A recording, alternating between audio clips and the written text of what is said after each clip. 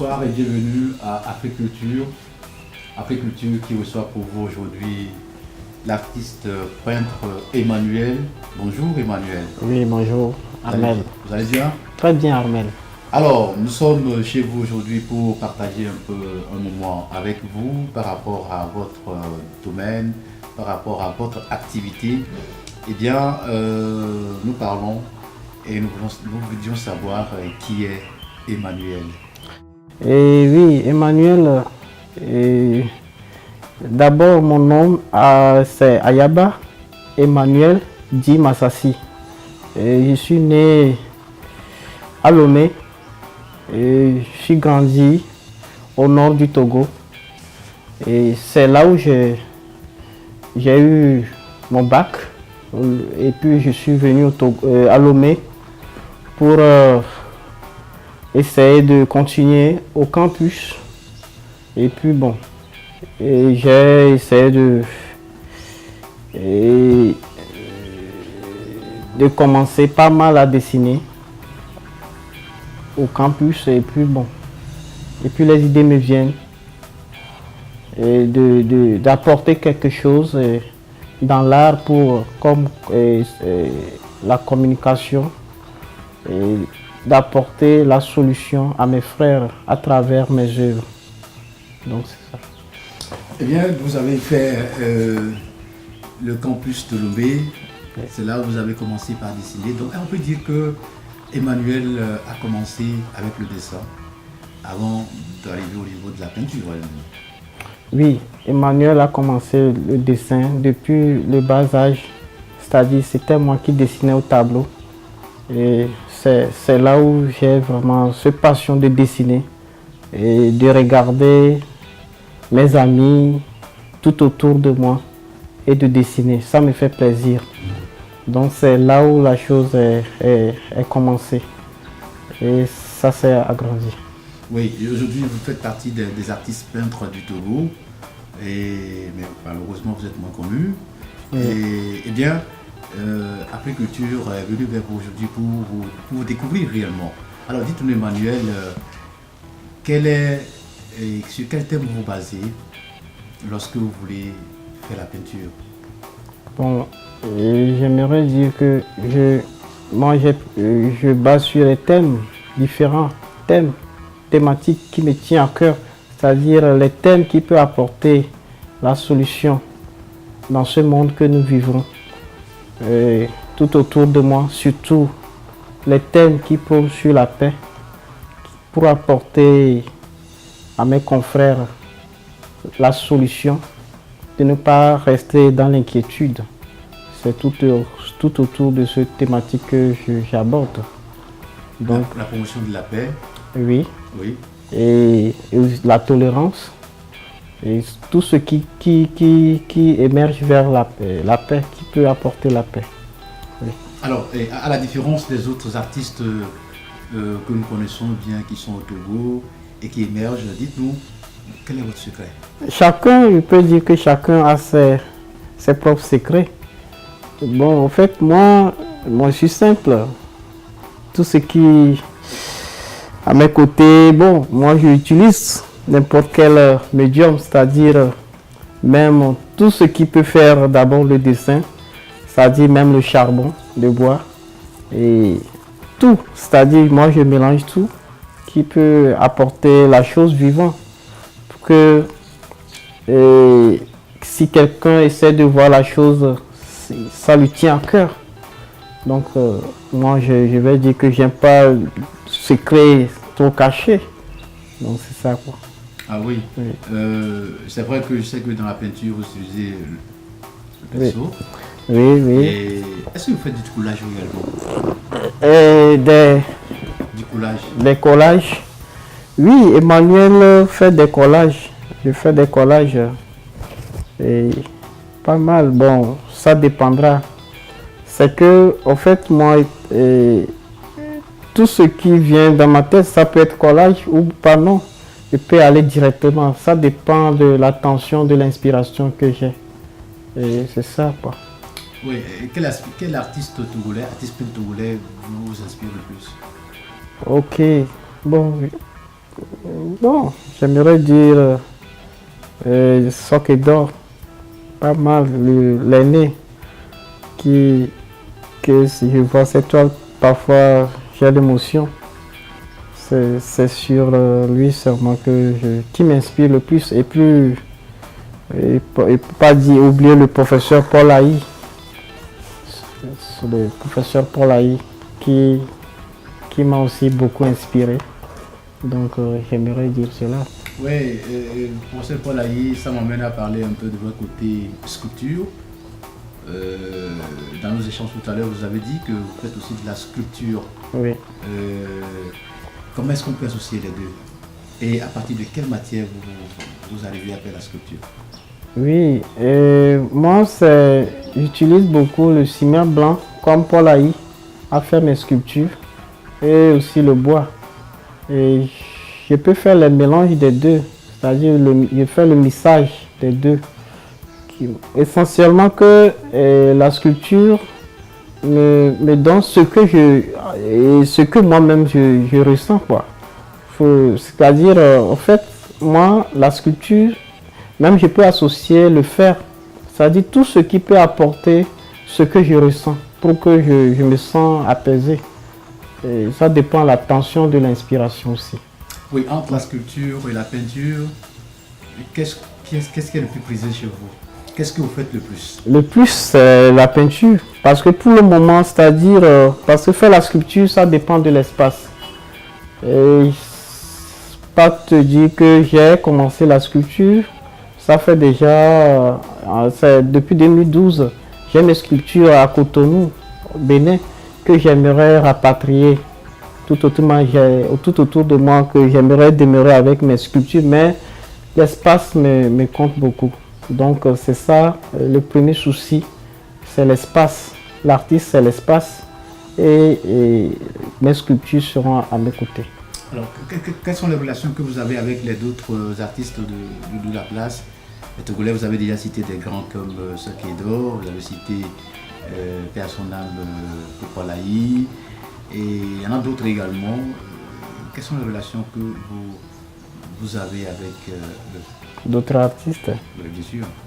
De la peinture, de la plastique. Bon, en fait, sans te mentir, je vis dans une association. Je suis dans une association d'art plastique, cercle d'art contemporain.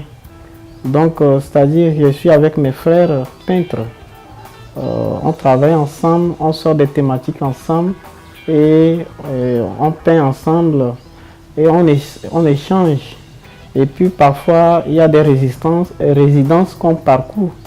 Donc, ce que veut dire qu'on est toujours je suis avec mes frères, on échange bien, quoi. Il n'y a pas de rancune, il n'y a rien. Il y a la paix entre nous. Oui, et si on vous demandait de vous identifier par rapport à un artiste, oui. Quel est votre modèle autour? Bon, moi, Paul Haï surtout. Paul Haï. Alors, parlons des résidences alors. Oui. Les résidences, vous en avez déjà fait combien? Il y a déjà 2 résidences que j'ai parcourues avec l'association Cercle d'art contemporain. Oui, où et où? Et il y a Gbodjomé et puis il y a Bomé. Bomé et Gbodjomé. Oui, à la fin, vous avez quand même créé des... Oui, on a créé des œuvres et c'était en 2015 et résidence 2016. Il y a 2015, c'est Bomé, après c'est Gbodjomé, Veraneho en 2016. Et puis on a exposé ensemble, collectivement, au Goethe Institut. Et ça a été bien passé. Et sur le plan international, est-ce que vous avez eu à faire des résidences? Oui. Est-ce que vous avez participé au festival, aux expos internationales? Oui, et Emmanuel a participé à pas mal d'expositions et résidences internationales. Je suis pas mal présent à Cotonou avec le frère aîné là-bas qui est Fadairo. Et j'ai fait la résidence chez lui. Mes œuvres sont avec lui. Et puis au Burkina, il y a un festival qui rassemble des artistes là. Je suis allé aussi là. dans temps de FESPACO. Parce que quand il y a des éditions de FESPACO, il y a aussi la promotion de l'art plastique. Donc je suis présent avec mes frères là aussi. Oui. Et vous envisagez quoi dans l'avenir? Oui, Manuel envisage pas mal j'ai des projets. Et il y a des expositions qui seront faites à Lomé et puis internationales. Je pense beaucoup aussi international parce que l'artiste doit se faire connaître à l'extérieur aussi. Donc il y a beaucoup de choses à faire. Beaucoup de résidences et beaucoup de production de tableaux.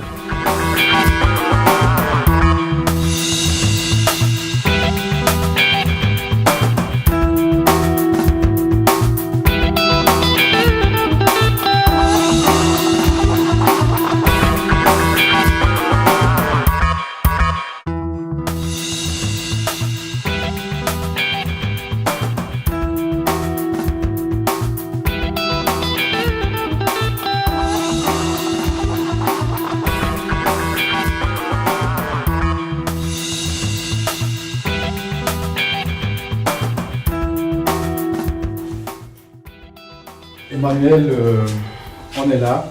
Oui. On va présenter quelques de tes œuvres Oui. que tu as produites. Oui. Ça, par exemple, comment est-ce qu'on peut la présenter? Oui, ici c'est un chef-d'œuvre. C'est une toile peinte et collée, émissée par le fusain qui est un charbon et en plus de l'acrylique. En fait, c'est une œuvre qui prône sur quoi? C'est la paix. C'est-à-dire quelqu'un c'est les courses de la vie. En fait, la vie, c'est vivre avec cette possibilité d'être tout autour, et de ne pas avoir la peur tout autour de soi. Donc, cette personnage, c'est quelqu'un qu'on ne voit pas, même la tête, on ne voit pas la tête, mais la personne court. C'est-à-dire quoi? C'est la cour, c'est de sortie. Cette personne sort de l'ombre, c'est-à-dire de l'obscurité vers la lumière. C'est-à-dire ici, c'est l'obscurité, ici, c'est la lumière. Donc la personne en train de courir vers la vie. Donc quelqu'un qui veut se sentir la paix, on ne peut pas te dire de courir avant que toi-même tu commences à courir. Oui. Oui. Merci beaucoup pour cette œuvre-là. Oui. Une œuvre que moi-même j'apprécie particulièrement. D'accord. Non, vous n'avez pas besoin de vous déplacer. D'accord. Ok. Je réalise ça pour vous. Ok. On va maintenant aller à cette œuvre-là. Oui. Voilà. Ça, oui, cette œuvre, c'est fait par moi. Oui. Donc c'est toujours fusain plus acrylique peinte, collé par des papiers. Donc cette œuvre, c'est Assi-Ledi. Je vais t'appeler ça. Cette œuvre s'appelle Assi-Ledi. C'est-à-dire, si on vous dit maintenant, on vous propose quelque chose du bien. Oui. Et la situation, c'est pénible. Et puis on vous demande, on vous propose quelque chose de bien. Même, c'est-à-dire, vous êtes affamé. Et on vous dit que, bon, nous sommes le gouvernement Milo. Oui. Tout le monde en même temps va dire que c'est moi je veux, moi aussi je veux, moi aussi je veux. Donc les mains sont dans l'air.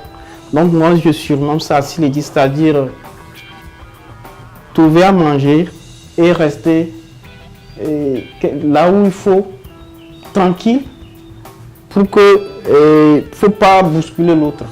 Donc c'est ça. C'est pas Assi-Ledi, hein? Assi-Ledi, oui. Ouais. Non, Assi-Ledi. Assi-Ledi, c'est pas Assi-Ledi. Non, Assi-Ledi seulement, moi je le nomme. Assi-Ledi. Alors on va continuer avec Ouais. le troisième tableau. Ouais. Là, nous constatons que c'est une femme, Oui. une jeune fille, comme on peut le dire, Oui. avec des tresses qui ne datent pas d'aujourd'hui, hein. C'est des tresses d'antiquité, ce que je constate. Oui. Je fais seulement l'interprétation littérale de l'œuvre que je vois, mais la femme qui porte un petit un pont, un bélier. Oui, c'est bélier. Bélier, voilà. Ouais. Mais qui tient façon canne. Voilà. Bon, moi je surnomme ça la bergère. Ah ouais. Oui, la bergère. C'est-à-dire la bergère qui conduit ces troupeaux magnifiques. C'est-à-dire quand tu conduis personne ou bien un groupe de quelque chose, de personnes, bien d'animaux, essaie de les accompagner d'une manière générale que ces troupeaux ou bien ces gens, ces personnes se portent bien et pour que l'autre ne bouscule pas l'autre, quoi. Pour que la paix, la tranquillité, la tolérance soit avec ces gens. Pourquoi c'est une femme que vous avez voulu mettre en exergue? Pourquoi pas un homme? Non, ici, bon, moi quand je peins cette fois, en fait, je fais proposition à ma mère, c'est sous forme de ma mère, la manière dont ma mère nous a suivis dans notre parcours depuis mon enfance jusqu'à présent. Donc la manière dont ils nous suivaient, moi et mes frères. Donc en exergue, cette fille ou bien cette femme, cette sensation féminine, c'est tout autour de ma mère que je suis en train de parler en fait. Ok, merci beaucoup. Oui. On va continuer avec l'autre tableau. Oui. Mais toujours une femme. Oui. J'espère que c'est pas toujours ta mère. Oh non, non, pas forcément. Alors en train de... Je sais pas si c'est une mangue, hein, je sais pas. Non, oui, ça c'est pain quotidien. Voilà, le pain. Oui, le pain quotidien. Ça peut être mangue, ça peut être foufou, ça peut être riz, n'importe quoi, mais je surnomme ça pain quotidien. Le pain quotidien, il faut ça pour toute personne qui vit sur terre. Donc c'est ça la chose que je voulais refléter en fait. C'est que le pain, on n'est jamais réveillé sans ce pain. Et Dieu aussi nous suit et nous donne ce que nous allons manger. Donc je dis à toute personne de demander seulement cette grâce. Et même si tu demandes ton prochain, il te donnera à manger. Ouais.